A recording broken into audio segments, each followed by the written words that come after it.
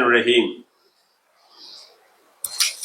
یہ ایک انتہائی سمجھیے کہ تکلیف دہ اور افسوس کی خبر آپ کو دے رہا ہوں کہ 26 اپریل کو تلنگانہ مارچ ہونے والا تھا اور اس سلسلے میں مختلف police officers, commissioner of police, D C Ps, additional D سی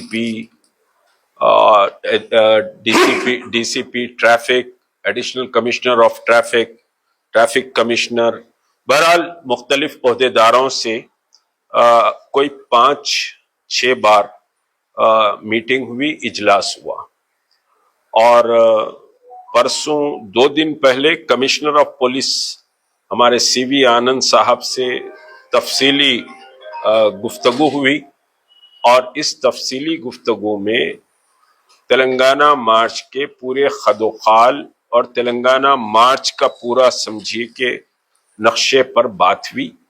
انہوں نے اپنے ماتحت عہدیداروں پر کو احکامات بھی جاری کیے کہ جوائنٹ ایکشن کمیٹی کے ساتھ تعاون کیا جائے، اور حتیٰ کہ NTR اسٹیڈیم کی بات بھی ہم نے ان کے سامنے رکھی کہ وہاں خواتین کے لیے انتظامات ہم کرنا چاہتے ہیں، مگر وہ 1 دن پہلے ہمارے لیے اویلیبل بھی رہے کیونکہ NTR اسٹیڈیم کو لاک رہتا ہے، تو فوری انہوں نے احکامات بھی جاری کیے۔ لیکن یہ ہے کہ آج بہرحال شام میں 9 بجے کے قریب ایک ایک آرڈر ایڈیشنل کمشنر مان صاحب کی طرف سے آیا ہے۔ حالانکہ مان صاحب سے بھی تفصیلی گفتگو بہرحال ہوئی ہے۔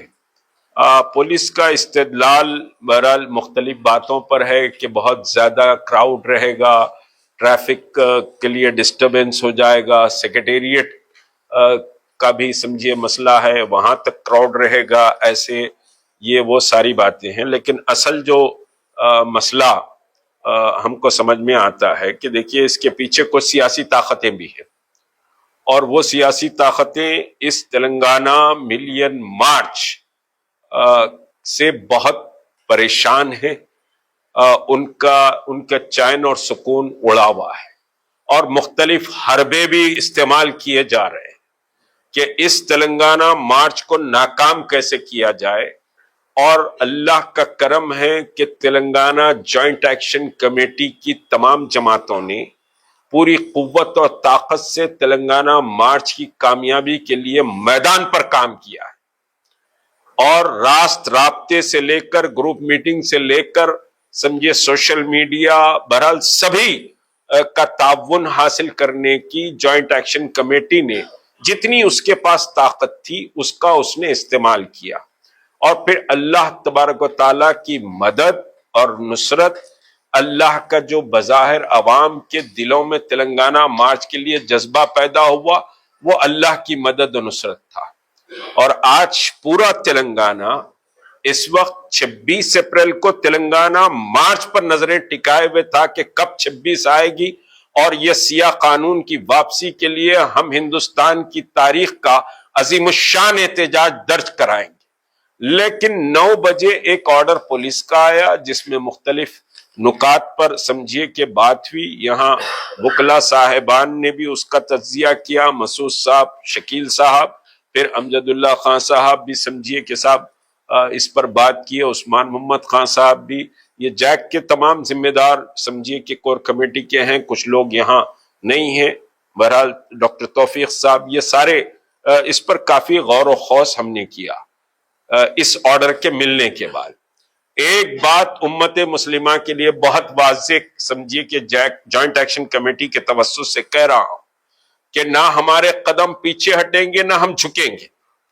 ہمارا سمجھیے کہ مقصد و مطلوب یہ سمجھیے زہریلا اور نفرت بھرا قانون جو وقف کی زمینات اور مساجد اور درگاہوں اور قبرستانوں پر کو ہتھیانے کے لیے ہے، اس کے خلاف ہماری لڑائی پوری طاقت سے جاری رہے گی.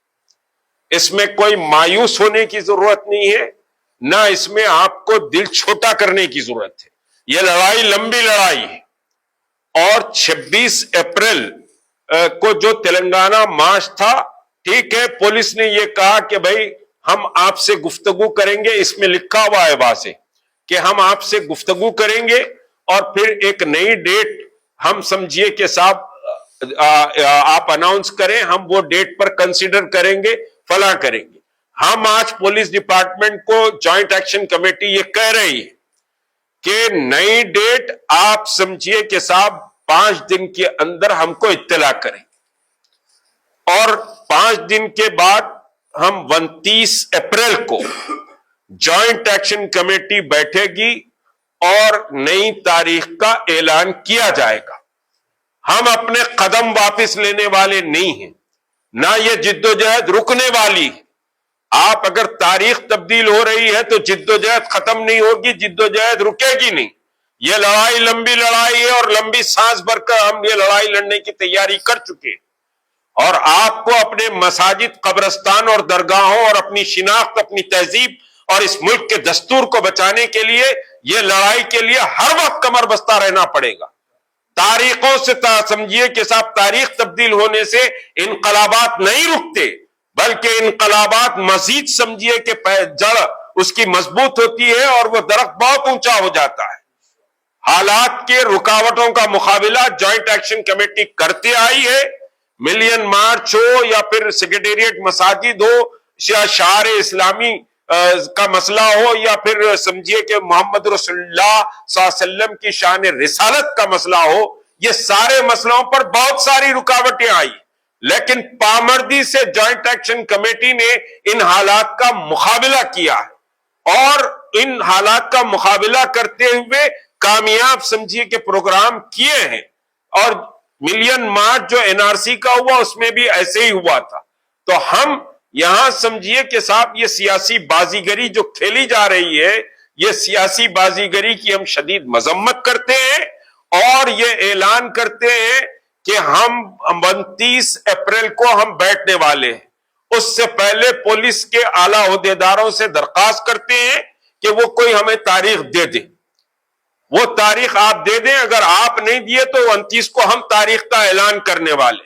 اور ایک بات یاد رکھیے، ہم امن اور سلامتی اور شانتی چاہتے ہیں. ہم بھی محسوس کرتے ہیں کہ پھلگامہ کشمیر میں جو واقعہ ہوا اس کی ہم شدید مذمت کرتے ہیں. اسلام میں دہشت گردی کی کوئی گنجائش نہیں. اسلام میں جہاد افضل ترین عبادت ہے، لیکن دہشت گردی کو محمد رسول اللہ نے رد کیا ہے. اب کسی کا نام پوچھ کر اگر قتل کیا گیا ہے، نام پوچھ کر اگر سمجھیے کہ وہاں پر لوگوں کی جانیں لی گئی ہیں، تو اسلام اس کی اجازت نہیں دیتا. ہم اس کی شدید مذمت کرتے ہیں. بلکہ جوائنٹ ایکشن کمیٹی ایک پروگرام اس مذمت پر کرے گی، ایک احتجاج بھی درج کرے گی، لیکن کینڈل لے کر عیسائیوں کے جیسا نہیں ناچے گی. یہ مسلمانوں کی تہذیب نہیں ہے کہ چراغ ہاتھ میں لے کر ناچیں یا بتیاں لے کر ناچیں. احتجاج درج کیا جائے، ضرور درج کیا جائے. ہم ہندوستانی ہیں، اور ہندوستان کی سولیڈیرٹی اور ہندوستان کی عزت اور وقار ہمارے لیے پریورٹی ہے. ضرور آواز اٹھانی چاہیے. جوائنٹ ایکشن کمیٹی بھی آواز اٹھائے گی اس مسئلے پر، لیکن ہم غیروں کی پیروی نہیں کریں گے. ہمارا انداز ڈیفرنٹ ہے، اور ہم ڈیفرنٹ انداز سے احتجاج درج کریں گے. مگر وفد کی یہ لڑائی جاری رہے گی، اور انشاءاللہ 29 کو جوائنٹ ایکشن کمیٹی بیٹھے گی اور تاریخ کا اعلان کرے گی. میں پوری امید رکھتا ہوں اضلاع کے شہر حیدرآباد، سکندرآباد، بلدہ کے جتنی تیاریاں لوگ کیے ہیں، وہ تیاریوں کو سمجھیے آپ جاری رکھیں، بلکہ اس میں اور سمجھیے کہ اضافہ کرنے کی کوشش کریں. انشاءاللہ یہ لڑائی جاری رہے گی. آپ کے قدم تاریخوں کے بدلنے سے نہیں رکیں گے. آپ کے قدم انشاءاللہ آئندہ تاریخ کو دھرنا چوک اندرا پارک پر جمع ہوں گے. شکریہ. خدا حافظ.